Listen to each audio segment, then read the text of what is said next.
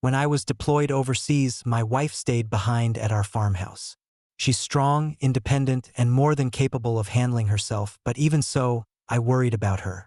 She had to deal with the HOA on her own, and Karen, the self-proclaimed queen of the association, was relentless.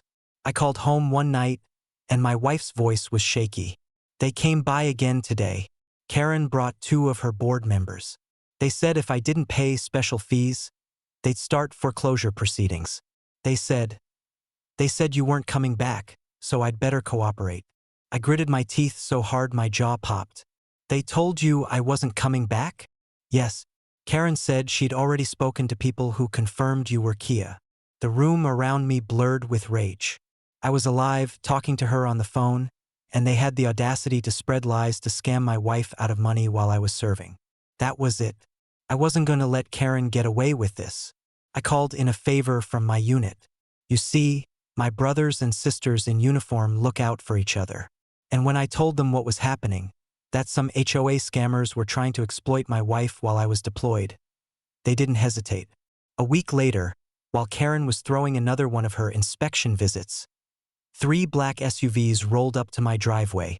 My wife opened the door expecting trouble, but instead, she found half my military unit standing there in full uniform. Karen's smug face twisted into shock. What is this? Who are you people?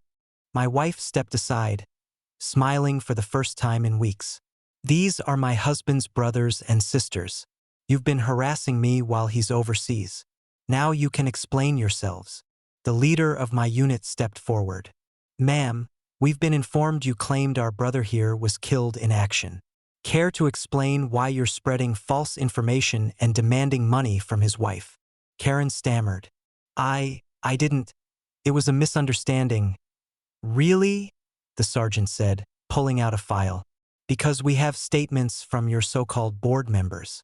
We also have recordings from the security cameras installed around this property. And you know what that looks like to us? Fraud, extortion, harassment, possibly even impersonating federal officials. Karen's eyes darted around. I didn't know. My sergeant leaned in close. You didn't know we protect our own? Karen tried to bolt, but another soldier blocked her path. The rest of her board members scattered like scared mice, leaving her standing alone in my driveway, pale as a ghost. The sheriff's office arrived 20 minutes later, called in by my unit, and Karen was cited on the spot for trespassing, harassment, and attempted fraud. The case went straight to the county court, where the judge, an old veteran himself, didn't waste time. You preyed on a soldier's family while he was serving overseas? That's disgusting. Karen was fined heavily, stripped of her HOA presidency, and slapped with a restraining order forbidding her from coming within 200 feet of my property.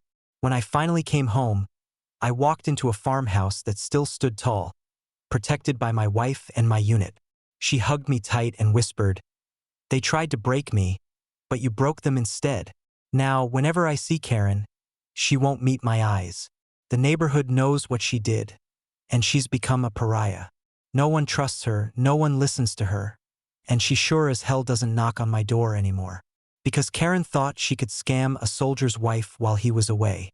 Instead, she ended up facing an entire military unit that had her number.